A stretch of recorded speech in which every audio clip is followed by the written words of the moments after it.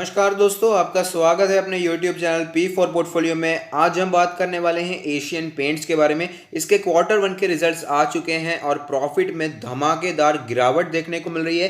67% की Y basis पे हमें गिरावट देखने को मिल रही है। तो इसके बाद कौन से लेवल्स और टारगेट्स हमें दिखाई दे सकते हैं उसके बारे में बात करेंगे। लेकिन उससे पहले अगर आपने चैनल को सब्सक्राइब नहीं किया है तो प्लीज सब्सक्राइब कीजिए और रेगुलर अपडेट्स पाने के लिए नोटिफिकेशन बेल को प्रेस कीजिए। साथ ही साथ टेलीग्राम चैनल को भी ज्वाइन कीजिए जिसकी लिंक डिस्क्रिप्शन बॉक्स में दी गई है। तो आप देख सकते हैं एशियन पेंट्स का लास्ट ट्रेडेड प्राइस है 1712 जो कि 0.91% नीचे। अगर बात करें इसके 52 वीक लो के बारे में तो वो है 1395 रुपीज़, जिससे ये अच्छा खासा ऊपर चल रहा है। लेकिन अपने 52 वीक हाई 1916 के लेवल से ये 10% के आसपास के करेक्शन पे हमें अवेलेबल है। अगर बात करें इसके टेक्निकल रेटिंग के बारे में तो टेक्निकल रेटिंग इसे बुलिश बता रहे हैं। अगर बात करें वैल्यूएशन के बारे में तो कोई छोटी मोटी कंपनी नहीं है, पेंट सेक्टर की मार्केट लीडर है। 1,63,000 करोड़ के आसपास का मार्केट कैप है। पी रेशियो 61.5 है जबकि इंडस्ट्री का पी 60.02 है। अगर बात करें प्राइस टू बुक रेशियो के बारे में तो वो है 17.27। डिविडेंड यील्ड है 0.71% और डिलीवरेबल्स की बात करें तो वो है 28.29%। तो अब चलिए देखते हैं इसके क्वार्टर वन के रिजल्ट्स कैसे आए हैं। तो हम देखने वाले हैं एशियन पेंट्स के कॉन्सोलिडेटेड फाइनेंशियल रिजल्ट, जहां पर सारे फिगर्स रुपीज़ इन करोड़ में दिए गए हैं। तो यहां पर टोटल इनकम हमें जो देखने को मिल रही है वो है 2969 करोड़ की। पिछले क्वार्टर में 4691 करोड़ की टोटल इनकम देखने को मिल रही थी। अगर बात करें पिछले साल के बारे में यानी कि जून 2019 के क्वार्टर के बारे में तो 5178 करोड़ की टोटल इनकम देखने को मिल रही थी। तो यहाँ per year on year basis और क्वार्टर ऑन क्वार्टर बेसिस दोनों में अच्छी खासी गिरावट हमें दिखाई देती है। नेट प्रॉफिट के बारे में बात करना भी बहुत ज़रूरी है, यानी कि प्रॉफिट फॉर द पीरियड जो निकल कर आता है वो 219 करोड़ का, जो कि था 480 करोड़ पिछले क्वार्टर में। पिछले साल की बात करें यानी कि जून 2019 के क्वार्टर के बारे में तो 672 करोड़ का नेट प्रॉफिट देखने को मिल रहा था। तो ईयर ऑन ईयर बेसिस पे 67% का फॉल देखने को मिल रहा है और क्वार्टर ऑन क्वार्टर बेसिस पे भी कोई अच्छी खासी सिचुएशन दिखाई नहीं देती है। यहाँ पर भी अच्छा खासा फॉल हमें देखने को मिल रहा है नेट प्रॉफिट में। आपको पता ही होगा सिचुएशन काफ़ी बदतर हो चुकी है कोरोना वायरस की वजह से और लॉकडाउन की वजह से। लेकिन इसके बारे में मैनेजमेंट का क्या कहना है, मैनेजिंग डायरेक्टर और सीईओ का क्या कहना है, ये जानना भी बहुत ज़रूरी है। तो उन्होंने कहा है कि एक्सटेंडेड लॉकडाउन के बाद डेकोरेटिव जो बिजनेस सेगमेंट है उसमें अच्छा खासा हमें इंप्रूवमेंट दिखाई दिया है बिजनेस कंडीशन में। आगे आने वाले 2 महीने और भी अच्छे हो सकते हैं, ऐसा उनका कहना है। साथ ही साथ भले ही इस क्वार्टर में हमें थोड़ी सी नेगेटिव टेरिटरी में जाता हुआ नजर आ रहा है रिजल्ट, क्वार्टर रिजल्ट हमने देखे गिरावट अच्छी खासी देखने को मिल रही है, लेकिन उसके बावजूद मैनेजमेंट का कहना है कि बिजनेस ने एक रजिस्टर की है healthy double digit volume growth इसी महीने में, यानी कि जो महीने का हमने लेटेस्ट क्वार्टर वन का रिजल्ट देखा इसी क्वार्टर में हेल्दी डबल डिजिट ग्रोथ हमें वॉल्यूम में देखने को मिल रही है, जो कि एक अच्छी बात है।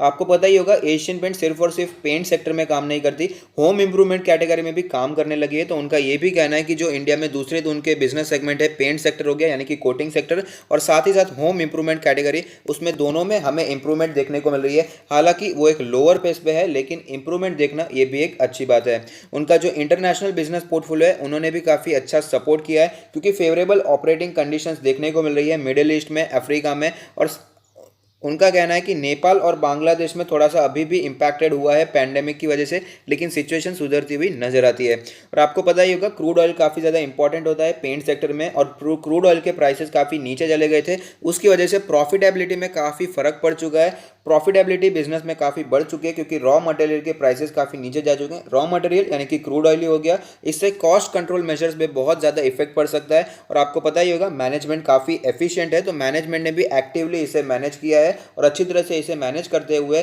बिजनेस को संभालते हुए नजर आ रहे हैं, ऐसा मैनेजमेंट का खुद का कहना है। तो अब चलते हैं चार्ट्स पर, वहां पर कैसी सिचुएशन बनी हुई है उसके बारे में भी बात कर लेते हैं।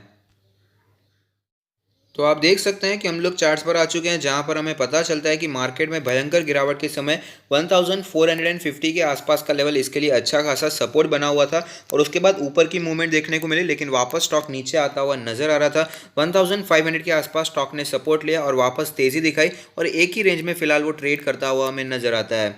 अगर बात करें इंडिकेटर्स के बारे में तो आप देख पाएंगे मनी फ्लो इंडेक्स का नंबर कैलकुलेट होकर आता है 45.09।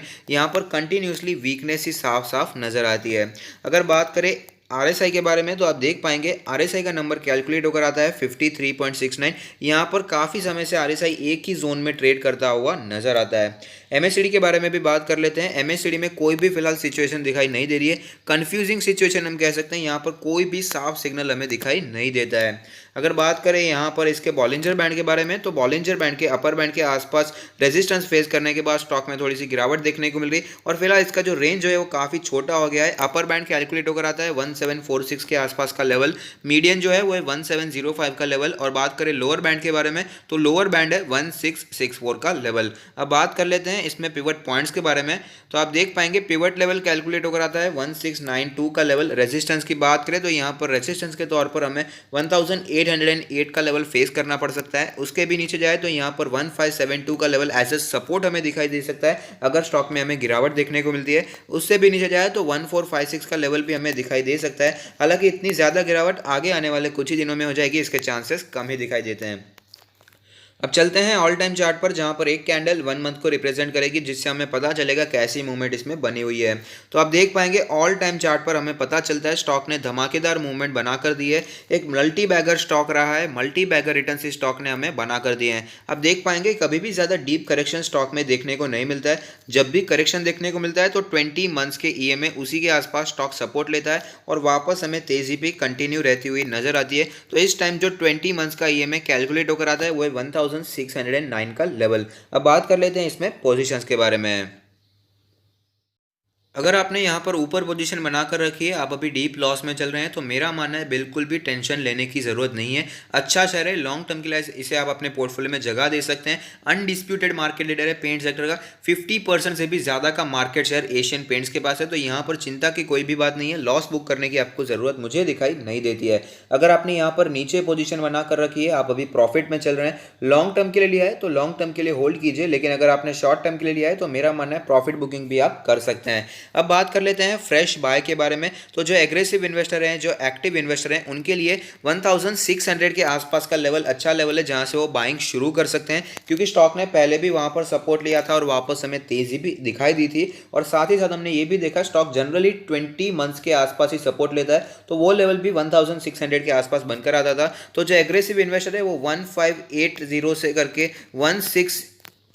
1610 के लेवल पर वॉच आउट कर सकते हैं और यहाँ पर पोजीशन बनाने के बारे में सोच सकते हैं, जो कि है एक्टिव इन्वेस्टर, जो कि है एग्रेसिव इन्वेस्टर। लेकिन जो लोग वेट करना चाहते हैं, जो पेशेंट इन्वेस्टर हैं, जो कंजर्वेटिव इन्वेस्टर हैं, उनके लिए 1500 का लेवल काफ़ी अच्छा लेवल है, क्योंकि स्टॉक ने पहले भी वहाँ पर सपोर्ट लिया था और वापस हमें तेजी भी दिखाई दी। और साथ ही साथ जब मार्केट में भयंकर गिरावट थी तभी 1450 का लेवल एज ए सपोर्ट हमें दिखाई दिया था। तो 1450 से 1500 का लेवल एक अच्छा लेवल हो सकता है उन लोगों के लिए जो कि फिलहाल वेट करना चाहते हैं और भी ज़्यादा करेक्शन हो सकता है ऐसी उम्मीद रखते हैं। तो ये लेवल काफ़ी अच्छा लेवल है कंजर्वेटिव इन्वेस्टर के लिए। हमने देखा रिजल्ट थोड़े से नेगेटिव ही आए हैं, 67% का प्रॉफिट में फॉल देखने को मिल रहा है, लेकिन कंपनी की तरफ से जो कमेंट्री देखने को मिल रही है, मैनेजमेंट की तरफ से जो दिलासा देखने को मिल रहा है, ये काफ़ी पॉजिटिव है। उन्होंने कहा है कि बिजनेस में वापस हमें रिवाइवल देखने को मिल रहा है, तो जो कि एक अच्छी बात है। तो लेवल्स मैंने आपको बता दिए हैं एग्रेसिव और कंजर्वेटिव दोनों के लिए, लेकिन कौन सा लेवल पर आपको बाय करना है ये तो आपका डिसीजन रहेगा।